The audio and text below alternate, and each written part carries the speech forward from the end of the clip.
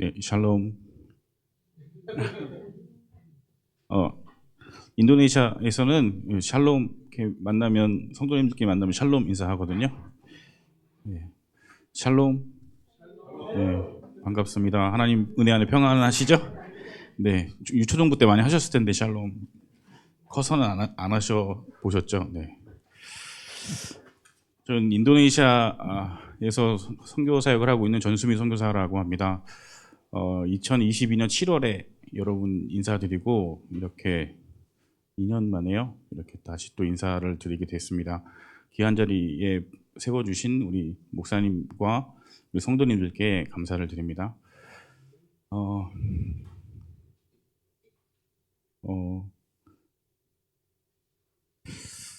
인도네시아는 2억 7천만 명의 인구를 가지고 있고 세계에서 네 번째로 인구가 가장 많습니다. 그리고 지역 면적으로는 14번째로 인구가 면적이 크고요.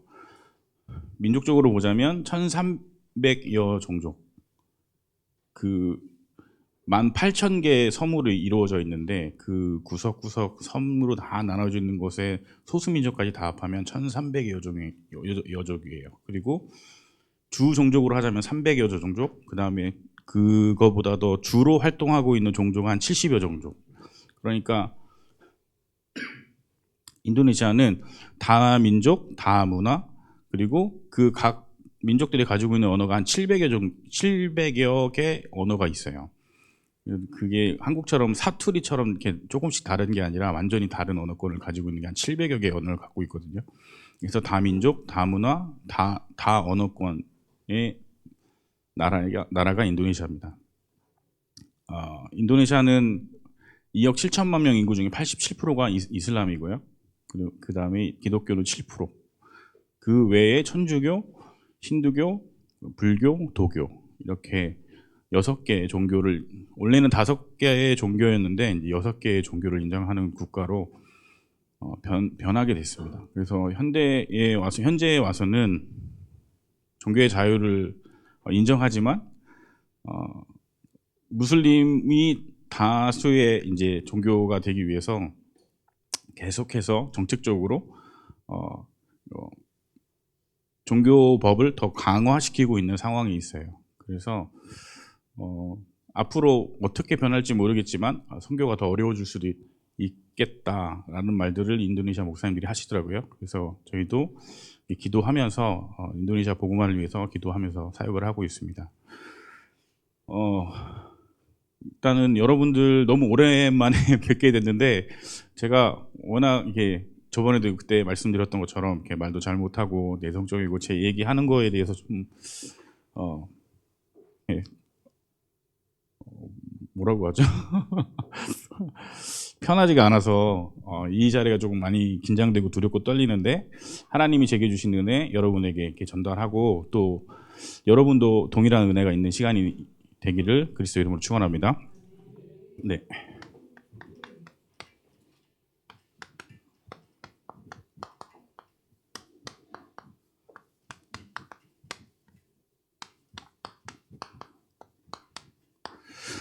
절대 불가능에서 절대 가능으로 합니다. 제가 2년 전에 왔을 때 여호수아서 1장 1절에서 9절까지 말씀을 여러분과 같이 나눴었는데요. 제가 개척을 할 때도 이 말씀 붙잡고 시작했고요. 선교 사역 들어갈 때도 이 말씀 붙잡고 시작했습니다. 근데 제가 저번에 그 메시지를 다시 보니까 너무 처절하더라고요.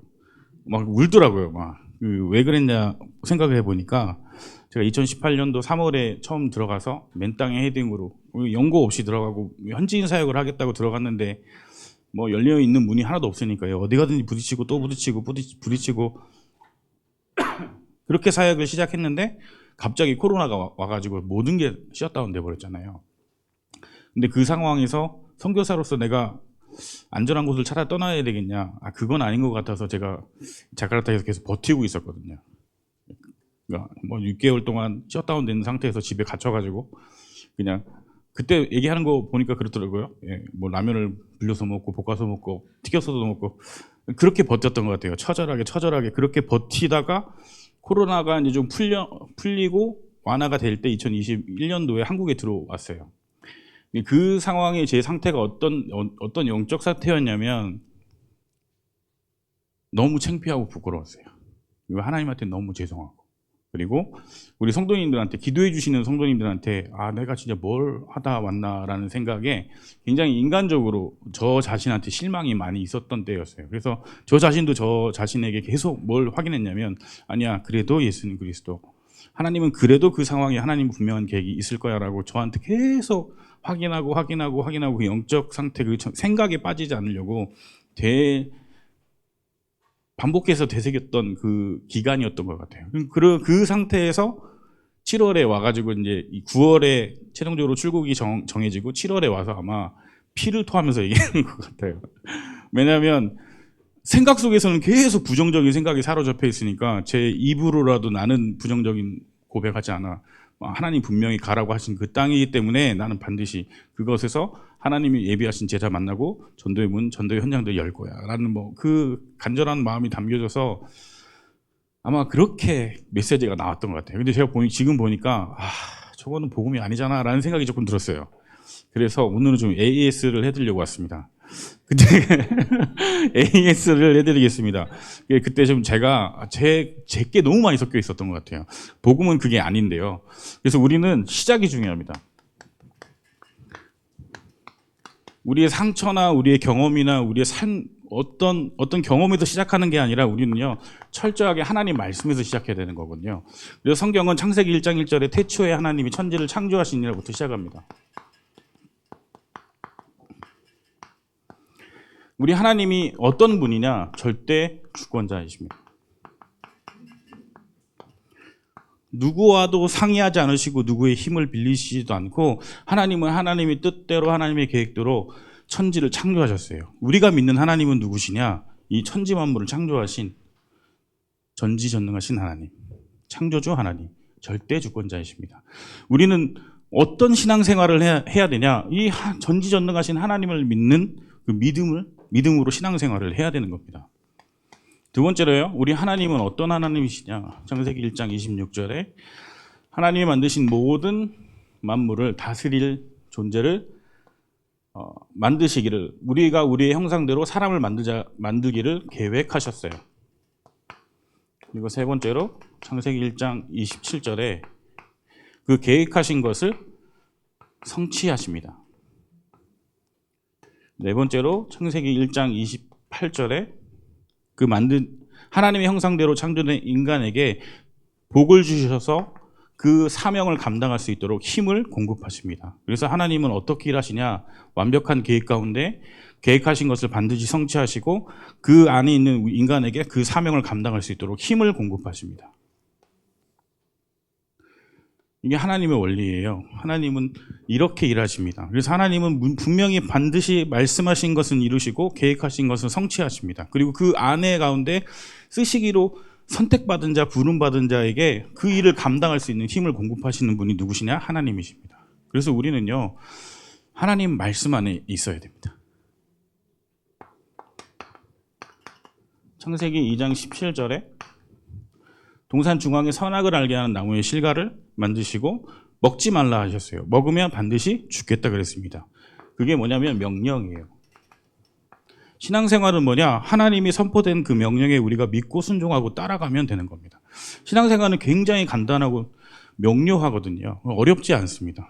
그래서 우리가 신앙생활 왜 이렇게 어렵지? 힘들지?라고 생각할 때는 내가 진짜로 말씀 안에 있는가? 내가 정말로 명령 안에 있는가를 점검해 보셔야 됩니다. 그런데 인간에게 창세기 3장 1절에서 6절까지 말씀해 보면요, 문제가 시작되죠. 원죄가 시작되었습니다. 그래서 인간은 하나님과의 관계가 단절되고 영적으로도 분리되어서 어떻게 해요? 우상 숭배할 수밖에 없는, 그리고 정신적으로 문제 올 수밖에 없는, 육신적으로 어려움을 겪을 수밖에 없는 상태에 빠지게 되는 겁니다. 그런 인간에게 하나님은 언약을 주세요. 창세기 3장 15절에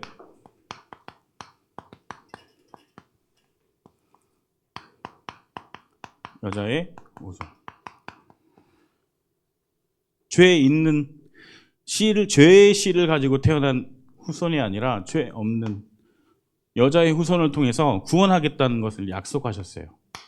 두 번째로 창세기 3장 21절에 가죽옷이. 인간이 범죄하여서 제일 먼저 했던 게 뭐냐면 하나님의 낯을 피해서 숨었어요. 그리고 동산에 있는 큰 무화과나무 잎을 따다가 서로의 부끄러운 부분들, 수치스러운 부분들을 가렸어요. 이 무화과나무 잎은 뭐냐면 시간이 지나면 말라서 바스러져요. 그러면 또 다른 무화과나무 잎을 찾으러 가야 됩니다. 인생은 반복된 문제 속에 들어갈 수밖에 없는 거예요. 먹고 사는 문제, 입고 자는 문제, 의식주의 문제, 평생 해결해야 될 문제 속에 살아갈 수밖에 없는 거죠. 그런 인간에게 하나님은 죄 없는 한 짐승의 피를 흘려서 가죽옷을 입히십니다. 예수 그리스도의 십자가의 보혈의 피를 통해서 우리의 죄를 덮으시겠다는 그 예표하는 약속을 주신 겁니다. 창세기 6장 14절이에요. 방주입니다. 방주는 들어오면 살고 들어오지 못하면 죽습니다. 예수 안에 들어오면 살고요. 예수 안에 들어오지 못하면 죽는 거예요. 간단한 겁니다. 출애굽기 3장 18절 피의 제사. 하나님과 인간 사이의 피의 제사를 통해서 계속 이 언약이 유지되고 있음을 확인하고 또 확인하고 확인하는 거예요. 다섯 번째로 민수기 21장 9절입니다. 놋뱀입니다. 이스라엘 백성들이 출애굽 시에 광야에서 고생을 하니까 하나님께 그리고 사람들끼리 불평하고 화를 내는 거예요. 그 가운데 하나님께서 진노하셔서 불뱀을 보내셔서 막 사람들을 물어 죽이고 있는데 다시 살려달라고 외치니까 하나님이 장대에 놋뱀을 달고 그 놋뱀을 보면 살겠다라고 말씀하셨어요. 믿고 바라보면 삽니다. 신앙생활은 믿고 바라보는 거예요. 내가 다르게 믿고 잘못 믿고 있던 것에서 하나님의 말씀을 사실로 믿고 바른 방향으로 돌아서는 겁니다. 여섯 번째로요. 이사야서 7장 14절이에요. 보라 처녀가 잉태하여 아들 낳으니 그 이름을 임마누엘이라 하리라. 구약에 약속된 이 말씀 그대로 성취해서 그 약속된 메시아가 올 것이라고 약속하셨습니다. 성취하셨습니다. 어떻게 성취하셨냐면 요한복음 1장 1절에 보면 태초에 말씀이 계시니라 말씀이 하나님과 함께 계셨으니 이 말씀은 곧 하나님이시라 그랬습니다.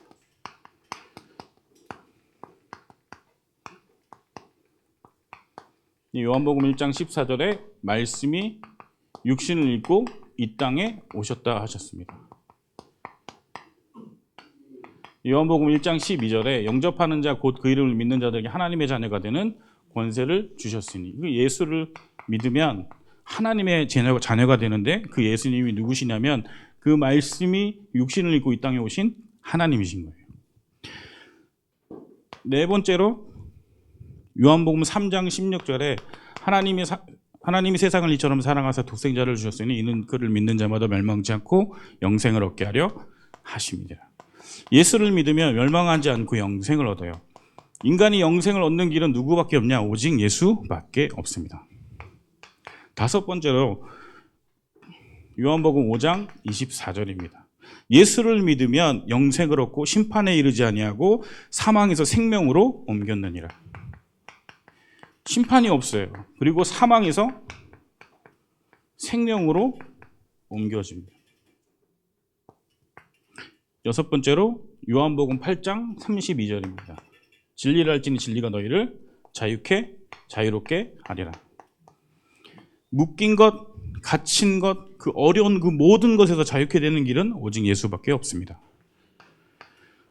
일곱 번째로 요한복음 14장 6절입니다. 내가 곧 길이요 진리요 생명이니 나로 말미암아 자꾸는 아버지께로 올 자가 없느니라. 예수만이 길이고 예수만이 진리고 예수만이 생명 되십니다.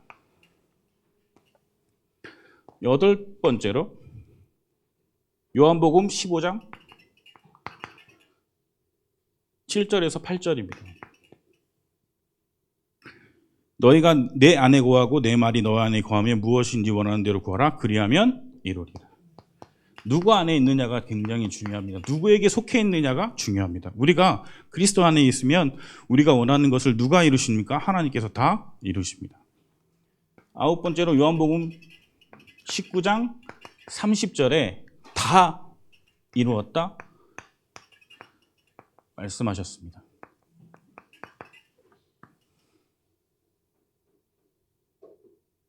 하나님은 계획하신 것을 반드시 성취하시고, 그리고 그 일 안에 있는 인간에게 그 사명을 감당할 수 있도록 힘을 공급하십니다. 약속하신 것은 반드시 성취하시는 분이 하나님이십니다. 저는 기독교 4대째 집안에 태어나서 열심히 신앙생활했어요. 근데 하면 할수록 어려웠어요. 하면 할수록 말할 수 없는 문제가 너무 많았어요. 근데 어렸을 때 제가 순복음 측에서 신앙생활을 했는데 열심히 해야 됐어요. 그러지 않으면 뒤처졌어요. 그래서 열심히 새벽기도 하고 철야기도 하고 막 북치고 지금 여러분이 하는 철야기도는 철야기도가 아니죠. 9시부터 새벽 4시까지 북치면서, 왜 북을 외치는지 아세요? 잠들까 봐. 둥둥둥 그 소리를 듣고 새벽까지 기도하는 거예요. 제가 초등학교 3학년, 4학년, 5학년, 6학년까지 계속. 근데 그 안에서 살아남아 있어요. 그래서 신앙생활을 한다는 거 굉장히 처절했어요. 골방에다가 하나씩 집어넣어놓고 방언 받을 때까지 계속 등짝을 계속 방언이 터질 때까지. 그러면 저는 해야 돼요. 뭐라도 흉내를 내서라도 해야 돼요. 살아남아야 되니까. 중학교 되니까 세례를 받아야 되는데 세례를 받아야 되는데 한 달 동안 새벽기도 안 빠지고 저녁기도 안 빠지는 사람만 세례를 준대요. 근데 세례가 지나가면 또 세례를 못 받는데요. 그러니까 뭐 학교 가는 거 다 중요하지 않아요. 새벽에 일어나서 새벽기도 가고 학교 갔다 와서 학원 갔다 와서 저녁에 또 저녁기도 참석하고 이 스티커 벽에다 붙이고 가야 되거든요. 아시죠? 이게 옛날에 벽에다 스티커 많이 붙였잖아요. 그런데 저한테 어느 날 문제가 왔는데 밤에 잠만 자면 악몽을 꾸는 거예요. 자꾸 뭐가 쫓아오는 거예요. 귀신도 쫓아오고, 뭐 강아지도, 무서운 강아지도 쫓아오고, 막 엄마가 빗자루 들고 쫓아오기도 하고, 아무튼 악몽을 계속 꾸는데 나중에는 어떻게 되냐면 가해에 눌리는 거예요. 제가 움직이지도 못하고 말도 못하고 소리도 못 지르고. 근데 그러다 보니까 그게 쌓이다 보면 어떻게 되니까 몸이 못 움직이니까 오줌도 싸고 똥도 지리고. 이 얘기를 어디 가서 할 거예요? 바깥에 나가서는 모범생이고 교회 가서는 열심히 신앙생활하는데 정작 내 문제는 해결 못하는 힘없는 그런 인생을 사는 거예요. 그 어린 나이에 창피하고 부끄러운 얘기를 아무한테도 못하는 거예요. 그래서 초등학교 이제 4학년에서 5학년 넘어간 그쯤에 자살 중독이 왔죠. 죽어야 되겠다. 너무 창피하고 너무 내 힘으로 견디기 힘든 거예요.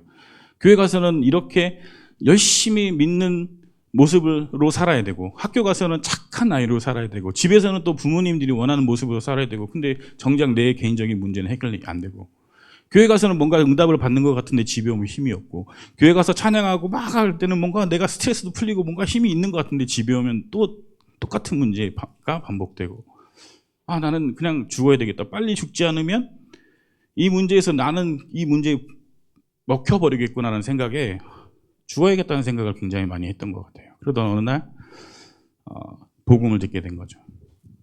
이 성경 안에 어린 시절만 해도 이 성경을 달달달 외우는 것만이 하나님이 원하시는 거고 하나님께부터 시작되는 능력을 받는 거라고 생각했는데, 달달달 외우는 게 능력이 아니고 달달달 외우는 게 신앙의 경력이 아니었던 걸 깨닫게 된 거죠.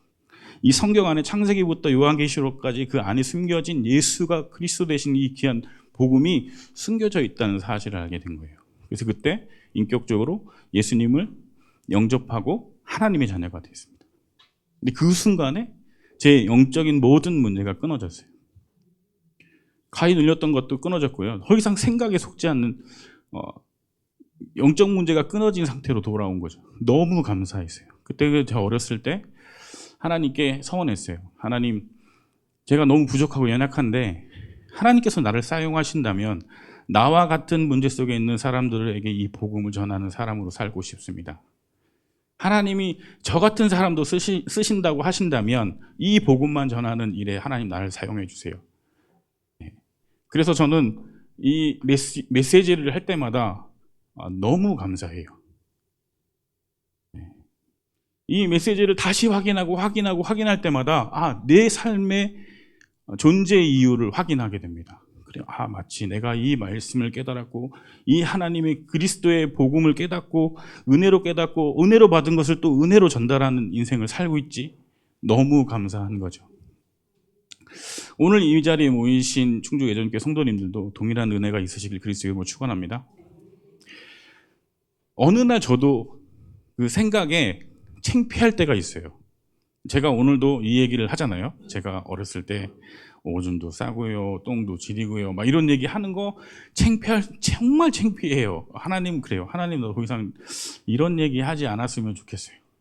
저도 좀 이렇게 멋있게 거룩한 목사님처럼 이렇게 메시지 하고 싶어요. 근데 아직도 이 예전에 지나갔던 내 부끄럽고 수치스러운 이 얘기를 꺼내야 됩니까? 라고 물어볼 때가 있어요. 그런데 인도네시아 가서 현장에 갔는데 인도네시아는 전도와 선교가 안 됩니다. 믿으라고 얘기하면 안 돼요. 근데 뭐 어떻게 얘기할 수 있냐면 당신이 겪고 있는 문제 나도 겪었고 당신이 겪고 있는 그 어려움 나도 겪었는데 성경에 보면 이런 내용이 기록되어 있고 나는 이 말씀들을 사실로 믿고 예수를 그리스도로 믿고 내 문제는 완전히 해결되었다 라고 복음을 전해요. 그러니까 보니까 제 자신의 부끄러움과 제 자신의 제일 약한 부분을 드러내지 않으면 그리스도의 복음이 전달되지 않아요. 그러니까 내가 죽어야 하나님이 영광을 받으시는 거죠. 그래서 제가 초심을 잃었다고 생각할 때 다시 또 확인하는 거예요. 하나님 말씀을 다시 확인하고, 그렇죠. 우리가 믿는 하나님이 절대 주권자이시죠. 내가 믿고 의지하는 분이 천지를 창조하신 창조주이시죠. 나는 그분을 믿고 따라가고 그분은 말씀하신 것을 반드시 성취하시고 내 그 말씀 속에 있는 나에게 힘을 공급하시는 분이시죠. 신앙생활은 하나님 말씀 안에서 있으면 하나님이 그 모든 인생을 책임지실 줄 믿습니다.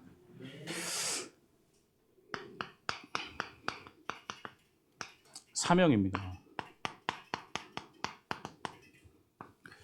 여호수아서 1장 1절에 여호와의 종 모세가 죽은 후에 여호와께서 모세의 종 눈의 아들 여호수아에게 말씀하여 이르시되 있습니다.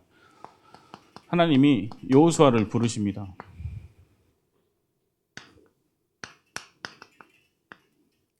콜링입니다. 부르셨을 때는 분명한 이유가 있고 목적이 있어서 부르신 거죠.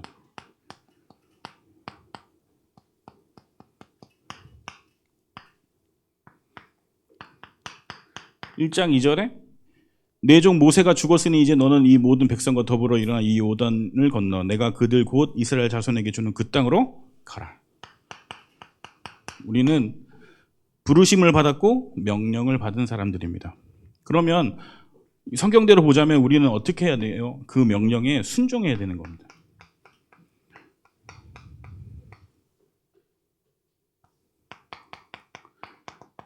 1장 3절에 보면 내가 모세에게 말한 바와 같이 너희 발바닥으로 밟는 곳은 모두 내가 너희에게 주었노니 주었다 말씀하셨어요.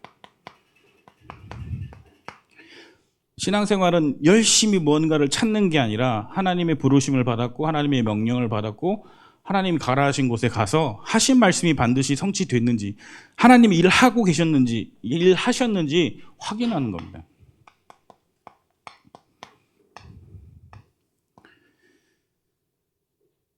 제가 2022년도에 이 말씀을 할 때는 요 확신이 없었던 것 같아요. 그래서 막 여기 할 때 소리를 막 지르더라고요. 그러니까 이 소리를 왜 질렀냐면 하나님 말씀을 확실하게 하옵소서. 나 갔는데 이제 다시 들어가는데 나 똑같이 이 코로나 겪었던 이 어려움들을 또 겪게 하면 하나님 거짓말한 거예요. 막 그런 마음에 막 소리를 지르더라고요. 근데 믿음이 없었던 것 같아요. 진짜 사실로 믿었다면 굉장히 누리는 가운데서 맞습니다. 하나님 말씀은 반드시 성취됩니다라는 평안한 가운데 메시지를 전했어야 되는데 저 자신도 믿음이 없었던 것 같아요. 막 소리를 지르고 막 눈물을 흘리더라고요. 네. 그런데 시간이 지나고 2024년 제가 이 오늘에서 여러분을 만나서 이제 말씀드리자면 하나님은 주셨습니다. 예, 이제 메시지가 끝나고 이제 여러분에게 설명을 드릴 텐데 하나님은 한 치의 오차도 없이 하나님 말씀하신 것을 반드시 성취하십니다. 4절에 보면 곧 광야와 이 레바논에서부터 큰 강 곧 유브라데 강까지 해쪽 속에 온 땅과 또 해지는 쪽 대해까지 너희 영토가 되리라. 너희가 알고 있는 곳에서부터 알지 못하는 곳까지, 너희가 눈에서 보이는 곳부터 눈에서 보이지 않는 곳까지 너희 영토가 되게 하겠다. 내가 하겠다. 무엇을 하려고 하지 말고 내가 정말 줬는지 안 줬는지 가서 확인해봐 라는 말씀이죠. 5절입니다. 내 평생에 너를 능히 대적할 자가 없으리니 내가 모세와 함께 있었던 것 같이 너와 함께 있을 것임이니라. 내가 너를 떠나지 아니하며 버리지 아니하리니. 떠나지 않겠다고 말씀하십니다. 버리지도 않겠다고 말씀하십니다. 완전한 약속을 받은 사람들이 누구냐? 바로 우리 언약의 백성들인 줄 믿습니다.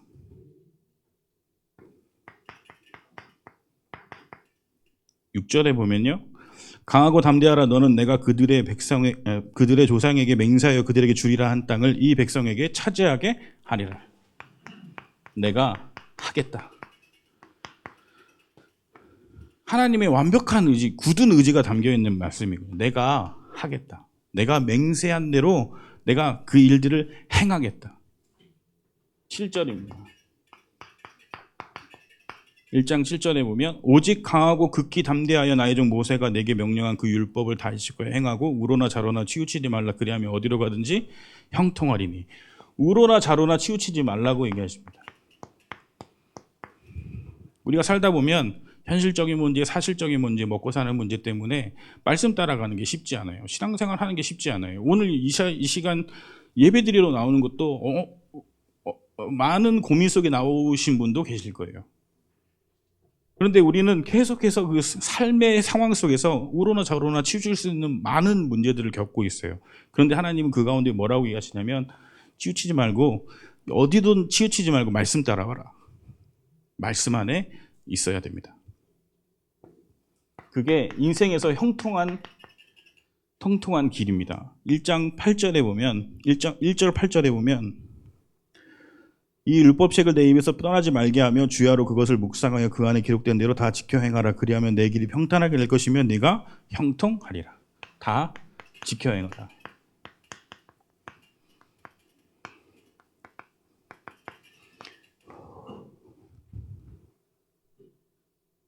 하나님께서 주신 말씀을 다 지켜 행하라. 하나님 말씀 안에 있으라는 말입니다.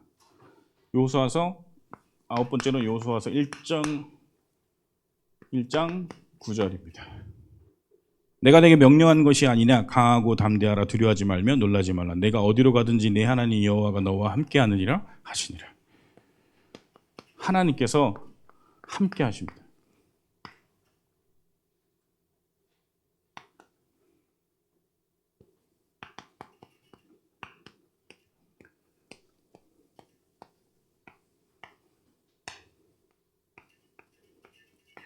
네, with oneness 임마누엘이죠. 우리가 믿는 하나님, 이 땅에 전지전능하신 하나님, 절대 주권자 하나님이 우리와 함께 하시면 어떤 것도 문제되지 않을 줄 믿습니다. 이 복음을 우리가 다시 확인하고 또 하나님 주신 사명과 이 우리가 말씀을 확인하면 할수록 우리가 어떻게 살아야 될지 분명해지고 또 분명해집니다. 왜 살아야 되는지, 우리가 하루하루 여러 가지 문제, 상황 속에 부딪히는데 그거는 다 지나가는 거거든요. 근데 끝내는 우리가 호흡이 닿는 그 순간, 우리의 생이 닿는 그 순간까지 우리가 해야 될 것은 이 예수 그리스도의 복음을 전하는 것인 줄 믿습니다. 그래서요, 우리는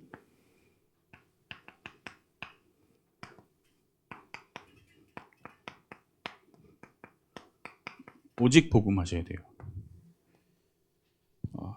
원래 가진 체질이 불신앙하는 체질이에요. 그리고 원래 가진 습관이 죄에서 가져온 습관이란 말이에요. 그러니까 우리가 오직 복음하지 않으면 또 옛날 습관, 옛날 체질로 돌아가요.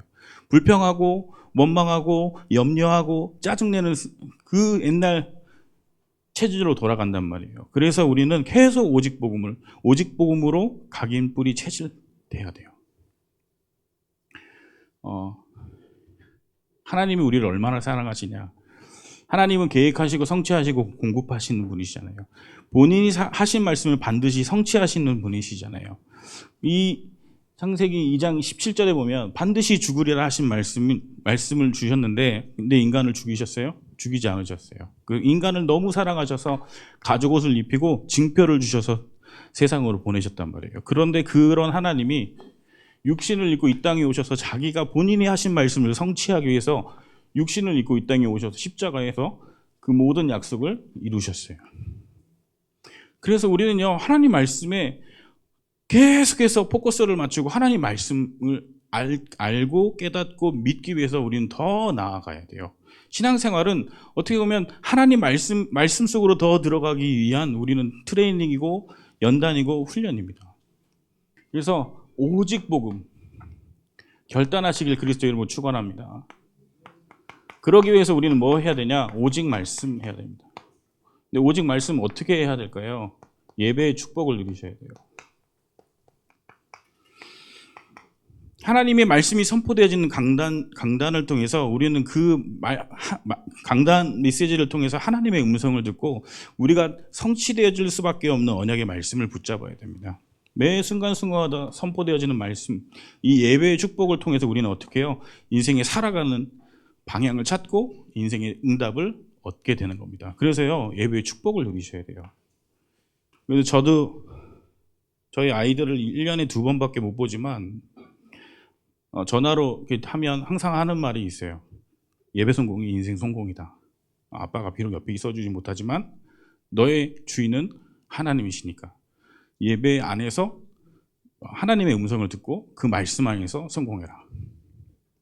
그 말밖에 해줄 수 있는 게 없어요.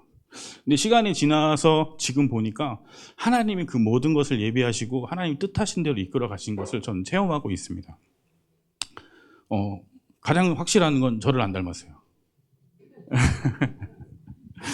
저는 얼굴도 큰데 저 애들은 얼굴도 이만하고요. 저는 좀 작은데 이 애들은 키가 크더라고요. 큰 애는 180이 넘어요. 하나님의 은혜로. 제가 옆에서 붙어서 키웠으면 그렇게는 못 컸을 것 같은데 제가 옆에 안 있어서 그런지 모르겠지만 잘 컸더라고요. 근데 비밀은 전 요거라고 생각합니다. 예배의 축복. 뭐 크고 작고가 중요한 게 아니라 옆에서 붙어 있는 것보다 하나님이 더 세밀하게 챙기시고 입히시고 인도하셨기 때문에 하나님이요 다 책임지십니다. 그래서 혹시 자녀에 대한 걱정 문제가 있으신 분들은 다른 거 하지 마세요. 예배의 축복 속으로 계속 들어올 수 있게 도와주셔야 돼요.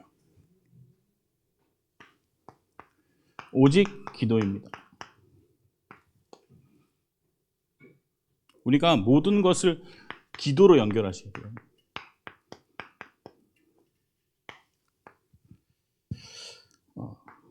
제가 사실은 지금 몸이 좀 안 좋아요. 한국에 와서 그 종합검진을 받았는데 면역력이 완전 바닥이래요. 그런데 괜찮게 하다가도 갑자기 확 다운되는 거 있잖아요. 왔다 갔다 해요. 그러니까 지금 막 저도 땀이 막 나고 아까까지는 괜찮았는데 확 땀이 나고 막 뭐라 그러죠? 무슨 말을 해야 될지 아까도 이게 보고 하나님 어떡하죠? 생각했는데 그 상황에서도 우리는 기도해야 됩니다. 근데 그런 우리가 감당하지 못한 어려움들이 찾아오는 순간들이 있어요. 근데 그 순간에 우리는 너무 자연스럽게 우리께 나오거든요. 이런 망했다. 이런 도망가고 싶다. 근데 그거 다 내 안에 있는 상처고 내가 가지고 있는 나쁜 체질이고 습관이거든요. 근데 그거를 뭘로 바꾸셔야 되냐면 기도하셔야 돼요. 그 안에 분명한 하나님의 계획이 있어요. 하나님이 이 곳 가운데 인도하신 하나님의 분명한 계획이 있어요. 여러분 충주 예전교회로 인도하신 하나님의 분명한 계획이 있고요. 저를 이곳까지 인도하신 하나님의 분명한 계획이 있어요. 그러면 우리는 기도로 그 이유를 찾아내야 되는 겁니다. 오직 전도입니다.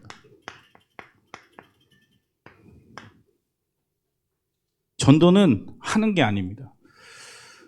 오직 복음, 오직 말씀, 오직 기도 되어지면 하나님이요 열매로 주시는 거예요. 우리 현지인 교회에 조코 목사님이라는 분이 계세요. 그분이 무슬림에서 개종하고 돌아오셔서 지금 목사로 현장에서 사역을 하고 있거든요. 근데 이 무슬림은 개종을 하면 모든 걸 버리고 나와야 돼요. 예. 뭐 가족한테도 버림당하고 그 동네에서도 버림당하고 재산 있으면 재산도 놓고 나와야 돼요. 원래는 생명을 놓고 나와야 돼요. 죽어야 돼요. 그런데 그분이 23년 전에 복음을 받고 개종을 해서 나왔어요. 그래서 지금 결단하고 목회자가 돼서 지금 현장에서 계속 무슬림 사역을 하고 있거든요. 물어봤어요. 목사님은 어떻게 복음 받게 됐냐고. 그랬더니 그분이 뭐라고 얘기하냐면 자기가 뭘 해도 안 될 때가 있었대요. 뭘 할 때마다 안 되고 일자리도 없고 먹을 것도 없고 삶이 너무 피폐하고 숨어버리고 싶을 정도로 막 힘들 때가 있었는데 그때 자기 친구 중에 본인 친구 중에 크리스찬 친구가 조용히 와서 먹을 것도 갖다 주고 등도 토닥여주고 그렇게 아무 이유 없이 도와주고 가더래요. 근데 그거를 계속 하더래요. 와서 예수 믿으란 말도 안 하고 뭐 아무 말도 안 하고 그냥 등만 톡톡 토닥이면서 필요한 것들을 조금씩 도와주더래요. 그것도 풍족하게는 아니지만 조금씩. 그런데 그때 그 조코 목사님이 그 친구를 보게 된 거예요. 예수를 믿는 그 친구를. 그런데 나와 별반 상황이 다른 것 같지도 않은데 저 사람의 삶은 평안하고 행복하고 기쁘다고 하고 그래서 그때부터 그 마음에 뭐가 생겼냐면 나도 하나님을 믿고 싶다. 나도 저 친구가 믿고 있는 하나님을 믿는다면 내 인생도 바뀔까? 그런 궁금증이 생겼대요. 그래서 그 친구를 찾아가서 물어봤고 그 친구가 복음을 전해서 영접하고 신앙생활을 시작했다 하더라고요. 어떻게 보면 전도는 하는 게 아니라 우리가 이 오직 복음, 오직 말씀, 오직 기도를 우리가 살고 있는 현장 속에 누리고 있을 때 하나님이 복음 들어야 할 사람들을 붙여주시고 복음을 말할 수밖에 없는 상황을 만들어 주실 줄 믿습니다. 그래서요, 저 같은 사람도 하나님이 전도하라고 선교하라고 선교사로 보내시는데 또 저보다 더 훌륭하신 우리 충주 외전교회 성도님들은 하나님이 더 크게 쓰실 줄 믿습니다. 그래서요, 우리 수준으로 하면 절대 불가능합니다. 하지만 하나님 말씀 안에서 하나님 수준으로 하면 절대 가능할 줄 믿습니다. 그래서 교회를 세우시고 지역보험과 민족보험과 세계보험에 쓰임받는 우리 충주 외전교회 성도님 되시길 기도하겠습니다.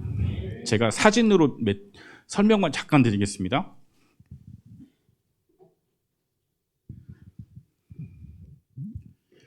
네, 2018년도에 처음 저희가 발리에서 전도학교를 시작했습니다. 그래서 현장에 아무것도 없어서 저한테는 뭐든지 전도의 문을 열어야 될 상황이었어요. 그래서 네.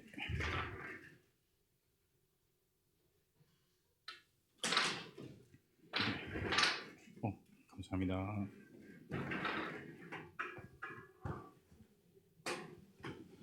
네.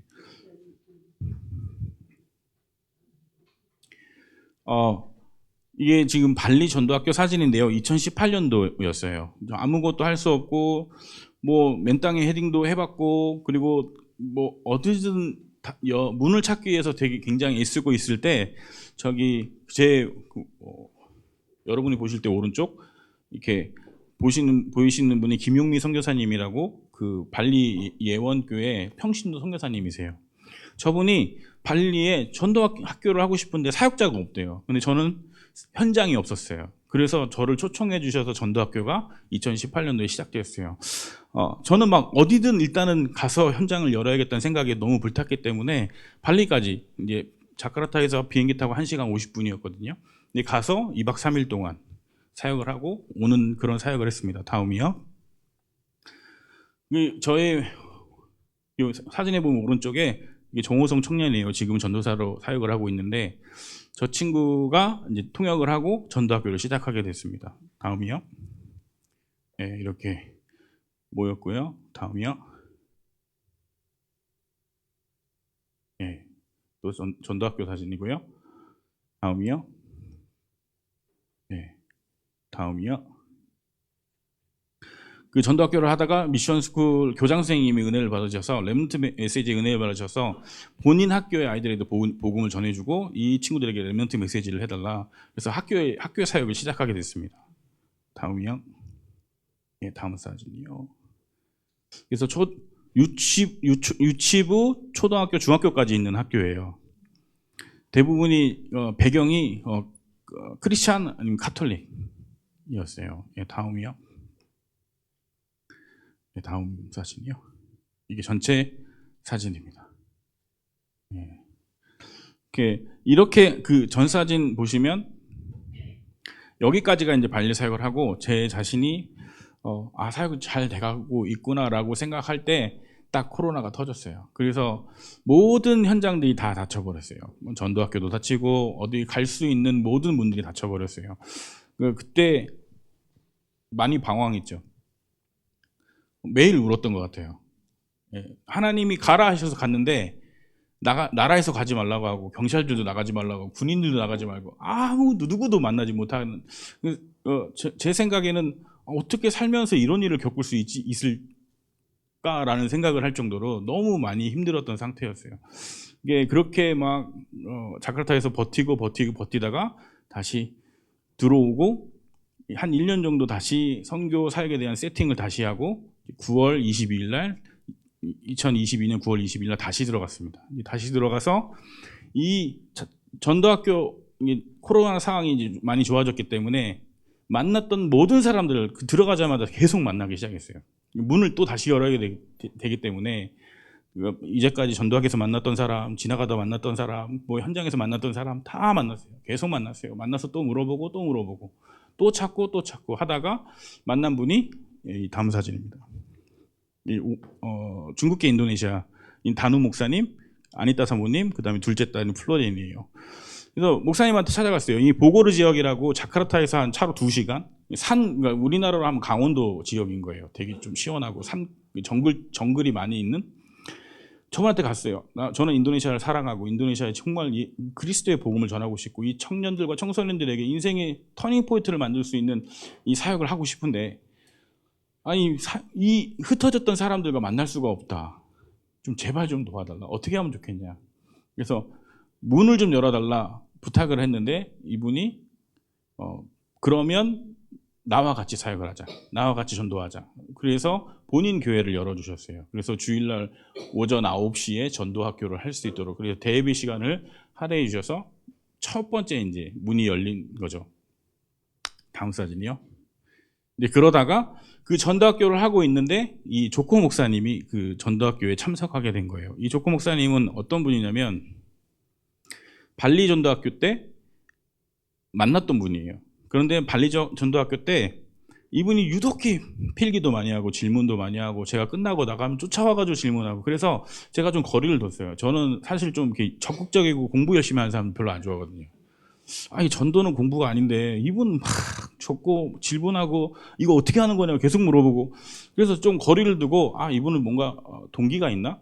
뭔가 나랑 해서 뭘 해보고 싶은 건가? 막 이런 생각이 들어서 제가 좀 멀리 했고 가까이 안 했던 사람인데 이분이 전도학교 참석해서 저한테 뭐라고 했냐면 이때가 이제 2023년도 전도학교니까요. 목사님이 2018년도, 2019년도에 가르쳐 주신 다락방 전도 훈련, 전도 운동에 대한 메시지를 그대로 듣고 현장에서 그대로 한 거예요. 가서 현장에서 사람을 찾고 영접을 시키고 그 안에서 예배를 시작하고 다락방을 계속 이어서 지금 현장에서 7개 다락방을 하고 있는 거예요. 근데 그 다락방 현장마다 사람들이 계속 몰려오고 있는 거예요. 근데 그 다음 단계를 못 해요. 그 다음 단계를 하려다 코로나가 터졌거든요. 그러니까 다락방만 계속 하고 보니까 구원의 길만 계속 그리고 있었어요. 그래서 목사님 그 사역을 계속 지속하고 있었다고 하고 같이 전도 운동을 하고 싶다고 얘기를 하는 거예요. 그래서 만났던 그분이 이제 조코 목사님 그리고 저기 노피 사모님 그다음에 셰를린 첫째 딸이고요. 흰색 옷 입은 친구가 그리고 검은색 입은 친구가 벨리아 네 둘째. 네. 이게 가족입니다. 이 앞에 분하고 이 뒤에 분 목사님들은 이번에 선교대회 때 초청을 받아서 2주간 여기서 훈련을 받고 인도네시아로 다시 돌아가셨어요. 정호성 전도사까지 포함해서요. 다음 사진이요. 그래서 제가 개인적으로 되게 좋아하는 사진인데요. 저희 가나 전도 그 다누 목사님 교회 가나 교회 전도학교 때 저는 한국어로 하고 옆에서는 이제 인도네시아로 바로 쓰고 우리 정호성 전도사가 통역을 해서 전도학교를 계속 지금까지 진행을 하고 있습니다. 다음 사진이요. 네, 다음 사진이요. 이 가나학교 사진, 가나교회 사진이고요. 다음 사진이요. 네, 이게 가나교회 성도들 사진입니다. 다음 사진이요. 네, 이게 조코 목사님 현장이에요. 다락방에서 저렇게 누가 가르쳐주지 않았는데 전지를 들고 다녀요. 이 칠판을 써야 되잖아요. 저희 구원의 길 그리려면 전지를 들고 다녀서 창문에 붙이고 구원의 길만 해요. 네, 딱 가르쳐준 데까지만. 그래서 가는 곳마다 저것만 해요. 계속. 그렇게만 하는데 사람들이 사는 거예요. 다음 사진입니다. 네, 저렇게 칠판도 갖다 놓고 다음 사진이요. 다음 사진이요. 네, 다음 사진이요. 다음 사진이요.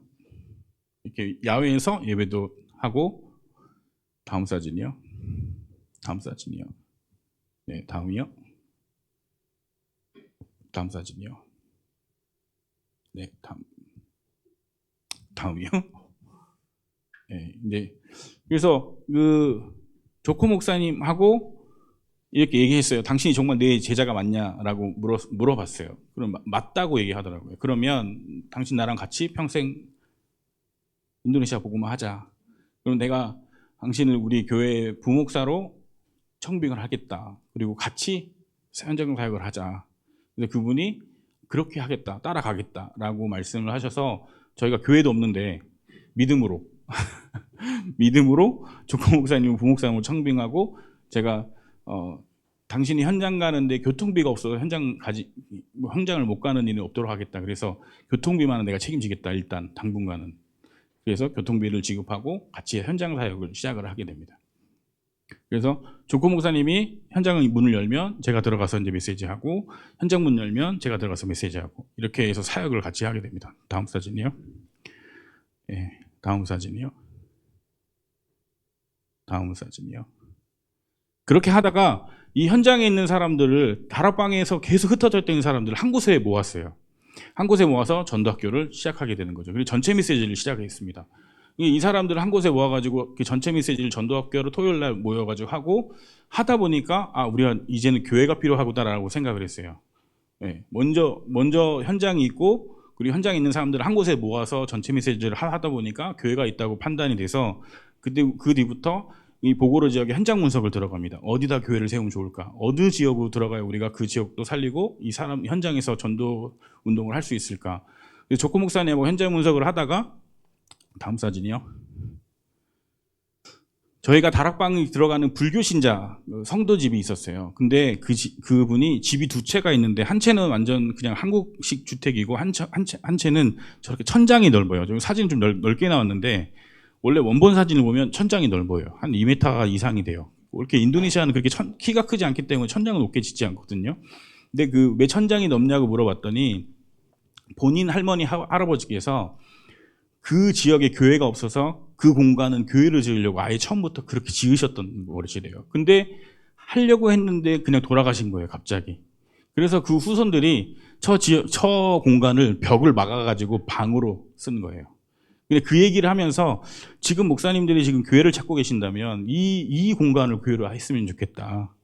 그렇게 그래서 공간을 제공을 받아서 저희가 저 벽을 밀고 저기를 교회를 시작하게 된 거죠. 근데 이 인도네시아는 교회를 세우는 게 쉽지가 않아요. 그러니까 무슬림 지역에 가면 무슬림 90명한테 도장을 받아야 되고요. 불교 신자 지역에 가면 불교 신자 60명에게 도장을 받아야 돼요. 이 교회가 서도 된다는 허가 받는 도장이요.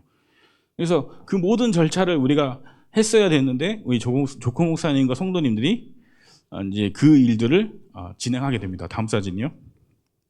그날 너무 좋아서 저희가 이제 그날 감사기도를 드리고요. 다음 사진이요. 네, 저희 중직자들입니다. 다음 사진이요. 네. 그래서 우리 성도님들이 다 가서 친척을 다 동원해가지고 도장을 다 받았어요. 이 원래는 1년 안에 합법적인 교회를 세우는 게 굉장히 어려운데 그 한 달 안에 그 모든 행정 절차를 다 마쳤어요.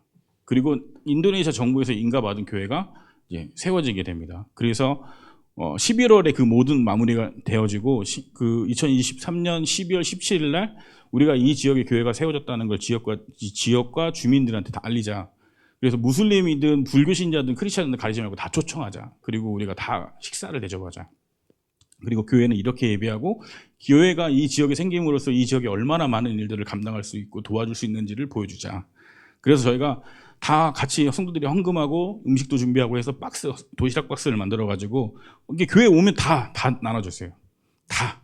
앉아서 예배 드리고 싶으면 앉게 해주고 뭐 구경하고 싶으면 구경하게 해주고 찬양도 해주고 저 아이들 막 율동도 하고 그래서 초청 캠프를 했어요. 17일 날. 그래서 총 120명이 이제 들어와서 예배를 드리게 됐고요.